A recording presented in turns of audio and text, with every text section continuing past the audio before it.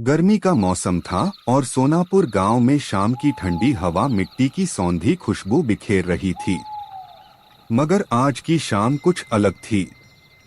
हवा में एक अजीब सी खामोशी छाई हुई थी। आसमान में काले घने बादल उमड़ घुमड़ रहे थे, मानो वे किसी अनहोनी का संकेत दे रहे हों। गांव के लोग आनन फानन में अपने घरों की ओर लौट रहे थे, जैसे उन्हें किसी अनदेखे खतरे का आभास हो गया हो। राधा अपने छोटे से घर के आंगन में बैठी आसमान की ओर देख रही थी। उसके चेहरे पर डर की कोई शिकन नहीं थी। उसका पति गोपीनाथ अभी तक घर नहीं लौटा था। वह लकड़ियां बेचने शहर के बाजार गया था और ऐसे तूफानी मौसम में उसकी वापसी मुश्किल हो सकती थी। राधा ने घर के दरवाजे कसकर बंद किए और बेचैनी से बैठ गई। जैसे ही उसने दरवाजा बंद किया, बिजली जोर से कड़की और मूसलाधार बारिश शुरू हो गई। हवा इतनी तेज थी कि लग रहा था जैसे घर की छत उड़ जाएगी। बारिश की बूंदें खिड़कियों पर ऐसे गिर रही थीं, जैसे कोई बाहर से पत्थर फेंक रहा हो। माँ, बाबा कब आएंगे? वो जल्द ही आ जाएंगे मेरी प्यारी गौरी। लेकिन राधा के दिल में एक अजीब सा डर घर कर गया था। उसे याद आया कि गांव के बुजुर्ग कहा करते थे कि ऐसी तूफानी रातें कालवन घाटी की भटकती आत्मा की वजह से होती हैं। वो आत्मा उन लोगों को ढूंढती है जो अंधेरे में अकेले होते हैं। वो उनकी आवाज की नकल करती है और उन्हें अपनी ओर बुलाती है। रात गहरी होती जा रही थी। बारिश की आवाज अब कानों को भेद रही थी। तभी किसी ने दरवाजा खटखटाया। कौन है? राधा, मैं गोपीनाथ हूँ। राधा चौंक गई। उसने सोचा कि यह तो वही आत्मा है। मगर अगले ही पल वह सोचने लगी, क्या यह सच में गोपीनाथ हो सकता है? मैं दरवाजा खोलती हूँ, उसने बुदबुदाते हुए कहा और दरवाजे की ओर बढ़ी। लेकिन जैसे ही उसने दरवाजा खोलना चाहा, गौरी ने उसे पीछे से कसकर पकड़ लिया। नहीं माँ, दरवाजा मत खोलो, वो बाबा नहीं है। राधा हवाक रह गई। तुम क्या कह रही हो? गौरी ने कांपती आवाज में कहा। जब वो बोल रहा था तो उसकी आवाज बहुत अजीब थी, जैसे किसी अंधेरे कुएं से आ रही हो। राधा ने गौरी की बात पर गौर किया और उसका दिल दहल गया। उसे याद आया कि गांव के लोग कहते थे कि उस भटकती आत्मा की आवाज में एक अजीब सी गूंज रहती है, जो किसी भी व्यक्ति की आवाज की नकल करने के बाद भी बनी रहती है। राधा दरवाजे से दूर हट गई और अपनी बेटी के साथ घर के एक कोने में दुबक कर बैठ गई। बाहर से फिर आवाज आई। राधा, क्या हुआ? दरवाजा खोलो, बहुत ठंड लग रही है। इस बार आवाज थोड़ी तेज थी। राधा ने सोचा कि चुप रहना ही बेहतर है। वो जानती थी कि अगर उसने दरवाजा खोला तो वे कभी जीवित नहीं बच पाएंगे। बाहर से कोई आवाज नहीं आ रही थी। बारिश की आवाज के अलावा सन्नाटा था।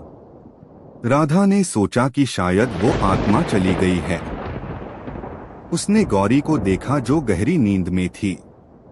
उसने भी अपनी आंखें बंद कर लीं और ईश्वर से प्रार्थना करने लगी। जब वह सुबह उठी तो बारिश थम चुकी थी। सूरज की पहली किरणें घर के अंदर आ रही थीं। राधा ने दरवाजा खोला और बाहर देखा। आंगन में कोई नहीं था। गांव के लोगों की आवाजें दूर से आ रही थीं। राधा ने देखा कि गोपीनाथ वहीं खड़ा था। उसके कपड़े भीगे हुए थे और चेहरे पर अजीब सा भाव था। वह गांव के मुखिया को कुछ बता रहा था। गोपीनाथ ने राधा को देखा और उसकी ओर भागा। राधा, तुम ठीक हो? तुम रात में कहाँ थी? गोपीनाथ ने बताया कि वह शहर से लौट रहा था, तभी तूफान शुरू हो गया।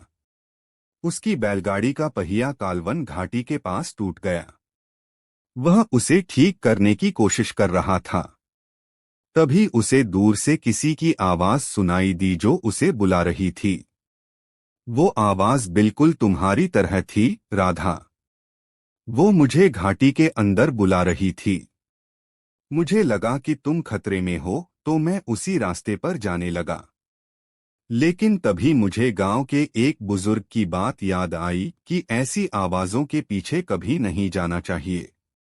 गोपीनाथ ने बताया कि उसने हिम्मत से उस आवाज को नजरअंदाज किया और पूरी रात एक बरगद के पेड़ के नीचे इंतजार किया।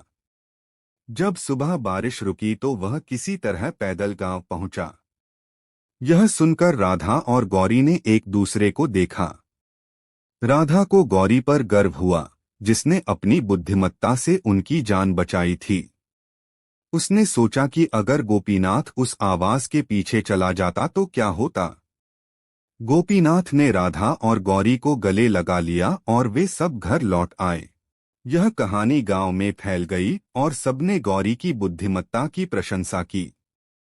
गांव वाले उस रात के बारे में बात करते थे जब एक छोटी लड़की की वजह से एक परिवार बच गया था। राधा और गोपीनाथ इस घटना को कभी नहीं भूले। लेकिन यह कहानी यहीं खत्म नहीं होती। एक हफ्ते बाद जब गांव में सब कुछ सामान्य था, राधा और गोपीनाथ अपनी बेटी के साथ गांव के पास शिवपुरी नदी किनारे बैठे थे। अचानक गौरी ने एक सवाल पूछा, माँ, क्या वो आत्मा केवल रात में आती है? हाँ बेटी, केवल रात में। तभी गौरी अजीब तरह से मुस्कुराई और बोली, और केवल बारिश में? राधा ने गौरी की ओर देखा। उसकी आंखें चमक रही थीं, लेकिन उनमें बचपन की मासूमियत नहीं थी। गौरी के चेहरे पर एक मुस्कान थी जो उसे डरा रही थी। तुम यह सब क्यों पूछ रही हो?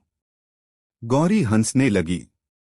उसकी हंसी में वही अजीब सी आवाज थी जो राधा ने उस तूफानी रात में दरवाजे के बाहर सुनी थी। यह वही आवाज थी जो गोपीनाथ ने कालवन घाटी में सुनी थी। गौरी खड़ी हुई और धीरे धीरे नदी की ओर चलने लगी। यह कहानी यहीं खत्म नहीं होती और न ही यह रात। मैं हमेशा यहीं रहती हूँ। तुम सब तो बस मेरे मेहमान हो। यह सुनकर राधा और गोपीनाथ डर से कांप उठे। वे समझ गए कि जिस आत्मा से वे बचकर आए थे वह उनके घर में उनकी बेटी के शरीर में पहले ही प्रवेश कर चुकी थी। वो रात वाली कहानी अब सिर्फ एक कहानी नहीं थी। यह एक ऐसी सच्चाई थी जो हमेशा उनके साथ रहती थी, और वह हंसी जो अभी भी सुनाई दे रही थी बस शुरुआत थी।